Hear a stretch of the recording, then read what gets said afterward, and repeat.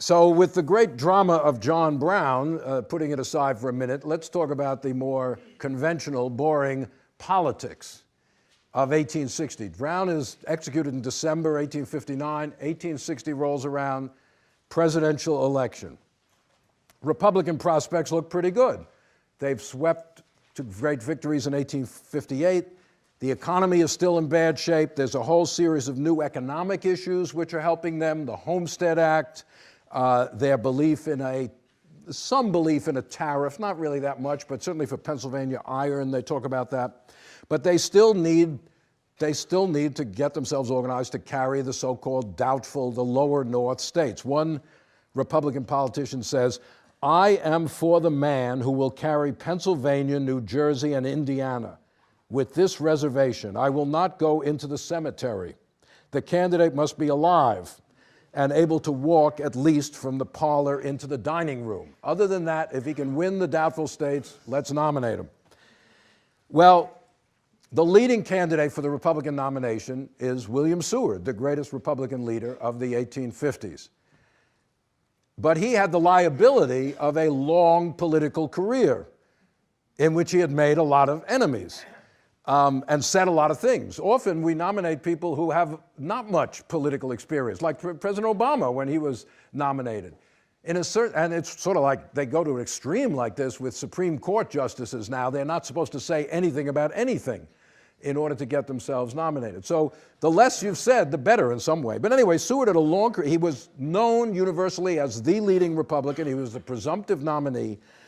But he had a reputation, not 100% deserved, for excessive radicalism, or at least enough radicalism that the doubtful states, Illinois, Indiana, he might not be able to carry them.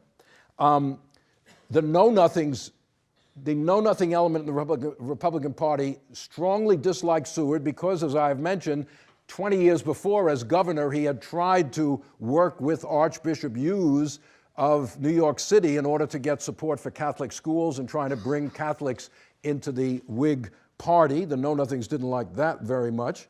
And many former Democrats in the Republican Party didn't like Seward because they'd had long battles with him. So Seward has great strength and great liabilities.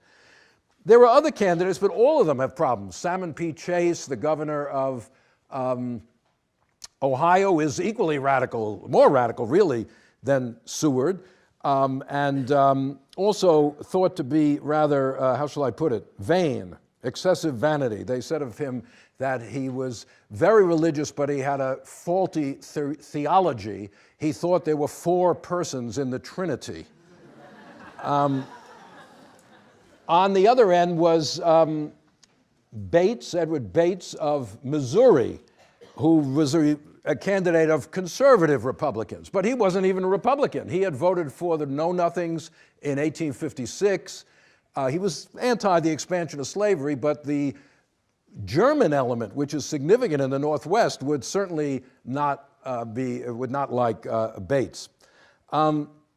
Lincoln was not the first choice of almost anybody except Illinois, but Lincoln had this wonderful strategic location. He was not offensive to anybody. He was acceptable to all. He was like the second choice of all these different candidates, supporters. He'd been out of office, so he hadn't built up a giant career that people could pick on.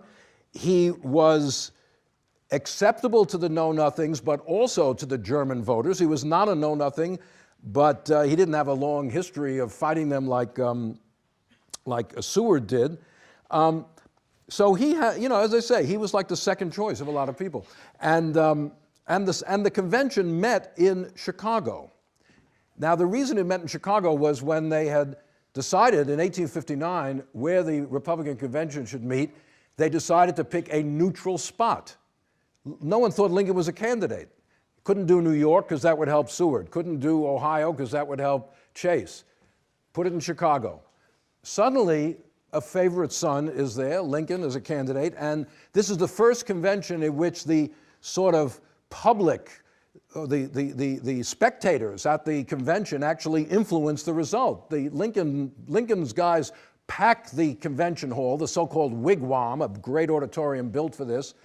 Not in the most up and up way. They printed thousands of phony tickets and got their guys in first. So then when the Seward guys turn up, there's no room for them because all the seats are taken by the Lincoln guys with their phony tickets. And they brought in a guy who, I don't know if this is true, they claim could shout across Lake Michigan. So when Lincoln was put into nomination, the voice of the people was heard to tremendous uproar there. But anyway, despite the great drama which the writers about Lincoln imbued this with, it actually was all very simple. The night before the convention met, the so-called doubtful states, Pennsylvania, Indiana, etc., they met and they decided, we can't have Seward, Lincoln is the guy. And with them rallying behind Lincoln, Seward could not get the nomination. And very quickly, on the third ballot, Lincoln was nominated.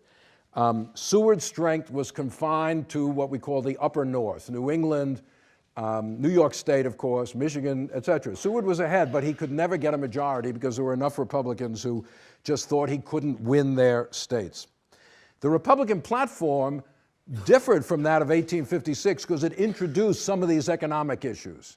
It talked about the need for a homestead, free land in the West. It talked about building a Pacific Railroad.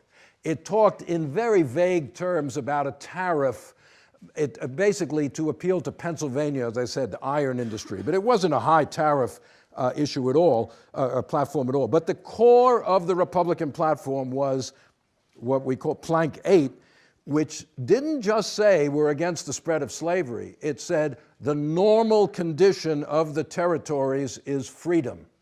The opposite of the Dred Scott decision. Dred Scott decision has said the normal condition of any place under federal jurisdiction is slavery. They say no, it's not just keeping slavery out. Slavery is not constitutionally allowed into the territories. Only states can establish slavery, not any territory. So it's more than just keeping slavery out. Any place under federal jurisdiction cannot have slavery. And there is a strong plank against nativism, that they welcome the support of our quote-unquote adopted citizens, immigrants. They do not want to be associated with the know-nothings. So Lincoln is the perfect candidate. He's midway between the radicals and the conservatives. He's moderate, but he's acceptable to both of them. He's forthright on slavery, but he can appeal to the doubtful states. Or to put it another way, he's conservative enough to win the election and radical enough to set off the secession crisis by winning the election.